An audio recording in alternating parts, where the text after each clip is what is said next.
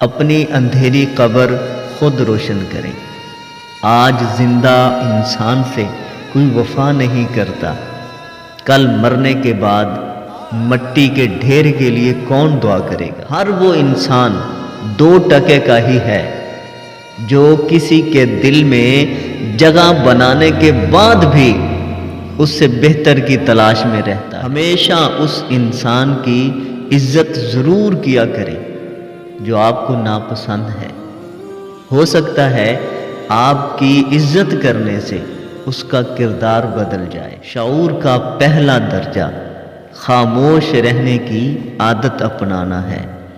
دوسرا درجہ بدتمیزی کا جواب نہ دینا ہے، اور تیسرا درجہ بد اخلاقی کا جواب بھی اچھے اخلاق سے دینا ہے۔ قاضی سہل محدث رحمت اللہ علیہ ایک دن بڑے تز کو احتشام دے نال گھوڑے تے سوار کدھرے جا رہے ہیں۔ رستے دے وچ آپ نو ایک سائل ملا جڑا کافر آ۔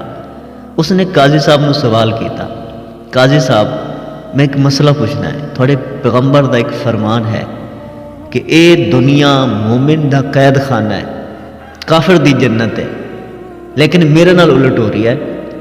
اپنے آپ نو ویکھو نا کہ تسی کتنے عیش و آرام دی زندگی گزار رہے ہو، گھوڑے تے سوار ہو، اور اتنی شہانہ زندگی ہے اور اتنا عیش و آرام ہے، لیکن میں نو ویکھو کہ میں کافر ہاں، لیکن اس کے باوجود میری زندگی اتنی خستہ حالت دی ہے، اتنی گھٹیا ہے، اتنی بری ہے کہ میں بیان نہیں کر سکتا۔ میرا رزق ہی پورا نہیں ہوتا، میری حالت تھوڑے سامنے ہے، تو مینوں تھوڑے پیغمبر دا فرمان سمجھ وچ نہیں آیا۔ قاضی صاحب نے اس نے جواب دیتا کہ میرے پیغمبر صلی اللہ علیہ وسلم دا فرمان سچ ہے، اور اتنا سمجھ ادو آئے گا جدو تو جہنم میں جاویں گا۔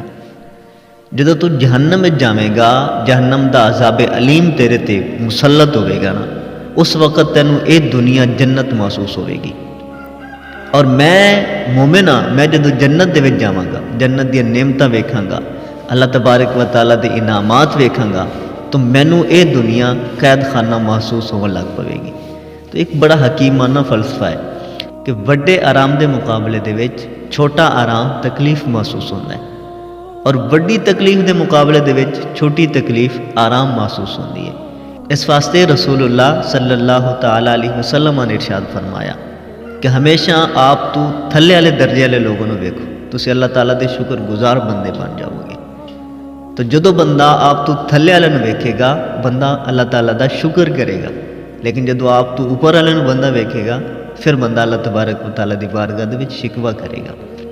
کہ ظاہر ہے کہ جدو کانا انے نو ویکھے گا تو اللہ تعالیٰ دا شکر کرے گا کہ چلو ٹھیک ہے، اللہ تبارک و تعالیٰ نے ایک اکھ نہیں دیتی، ایک اکھ تے میری سلامت ہے نا، میں اس انے تو بہتر نہیں دی، 2 اکھیں ہی کونی ہے۔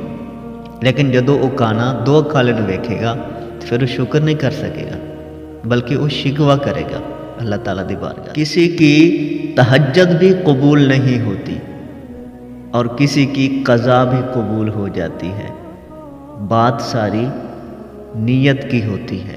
آج کل ڈاکٹر کہتے ہیں گائے کا گوشت نقصان دہ ہے، کوئی کہتا ہے مرغی کا گوشت نقصان دہ ہے، لیکن سب سے زیادہ مضر صحت اپنے بھائی کا گوشت ہے جو اس کی غیبت کر کے کھایا جاتا ہے۔